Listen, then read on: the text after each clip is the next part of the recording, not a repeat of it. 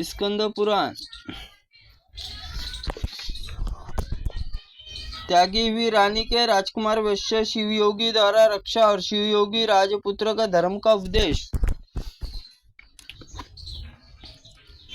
अनित्य शरीर के लिए तुम्हें शोक नहीं करना चाहिए। मृत्यु सदा समीप रहती है। फिर बताओ देहदारी क्या सुख है और अंत में जन्म बुढ़ापा। मृत्यु को जीतना चाहती हो तो मृत्यु जीतने के लिए सपीश्वर भगवान उमापति के शरण में जाओ। तभी मृत्यु का घोर भय है तथा जन्म और जरावस्था का भय है। जब तक जीव भगवान शिव में चरणाविंदों में शरण में नहीं आता अत्यंत भयंकर संसार में नाना प्रकार के दुखों का अनुभव मनुष्य जब तक उनकी ओर से विरक्त हो जाता है तब तक भगवान महेश्वर का ध्यान करना चाहिए। जो मन भगवान ध्यान रूपी रसामृत के समान पान करता है उसी पुरुष को संसार में विषय रूप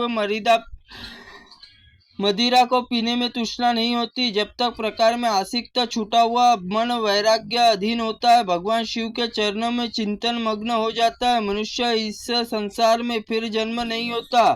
भद्रे यह मन भगवान और शिव के ध्यान में एकमात्र साधन है। उसे शोक और मोह में न डुबाओ। शिव जी का भजन करो। इस प्रकार शिव योगी ने अनुनय पूर्वक जब रानी को समझा तो उन्हीं के गुरु मानकर उसके चरण कलम में प्रणाम करके कहा, भगवान जिसका एकमात्र पुत्र मर गया हो, जिसमें प्रिय बंधु ने त्याग दिया हो, जो महान और रोग से त्याग से अनंत पीड़ित हो रहती हो, उसमें मुझ पर अभिमानी को मृत्यु के सिवा कौन सी दूसरी गति है। इसलिए मैं शिशु के साथ ही प्राण त्याग देना चाहती हूँ। मृत्यु के समय आपका दर्शन हो गया, इतने में कृतज्ञ हो गई हूँ। रानी की यह बात सुनकर दयानिधि शिव योगी मरे हुए बालक के पास आए। शिव मंत्र से अभिमंत्र भस्म लेकर उसके मुंह में डाल दिया। विभूति पड़ते हुए वो मरा हुआ बालक प्राण युक्त हो गया। प्राण लौट आने पर बालक ने आंखें खोलकर उसकी इंद्रिय पूर्वरत शक्ति आ गई और उसने दूध पीने की इच्छा से रोने लगा। तब नेत्रों से आनंद आंसू बहते हुए रानी झपट कर बालक को गोद में उठा लिया और उसे छाती से चिपकाकर अपूर्व आनंद में डूब गई। तत्पश्चात शिवयोगी बालक योगी ने माता और बालक को वैशिली घाव से युक्त शरीर में भस्म स्पर्श करके उन दोनों के शरीर को दिव्य हो गए और देवताओं ने समान कांतिमान रूप स्वरूप धारण किया।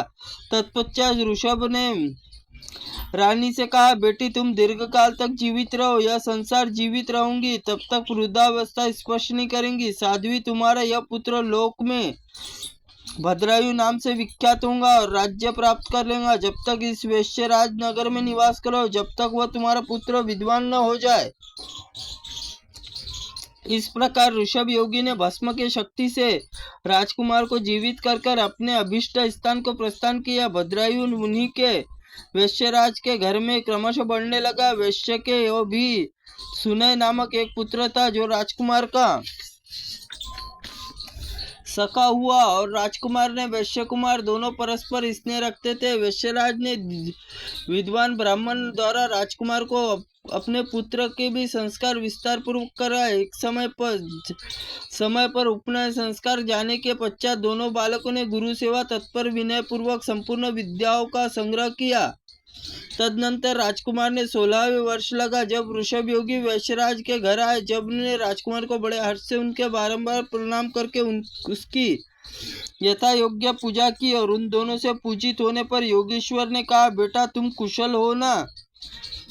तुम्हारी माता को कोई कष्ट नहीं हुआ? इसमें जब विद्याओं का अध्ययन कर लिया, जब गुरुजनों ने सेवा में सदा संलग्न रहते हुए वत्स मुझे प्राणदाता गुरु का कभी स्मरण करते हो?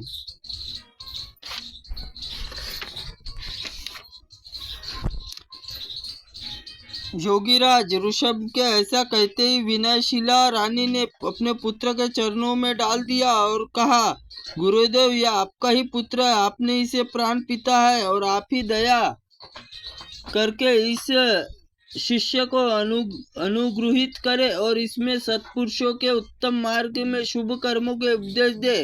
रानी द्वारा इस प्रकार कराए जाने पर परम बुद्धिमान शिव योगी ने राजकुमार को सन्मार्ग से उपदेश दिया। त्रुटिपूर्ण वाक्य के लिए भगवंत आप हमें क्षमा करें। ओम स्कंद पुराणाय नमः। ओम नमः शिवाय नमः।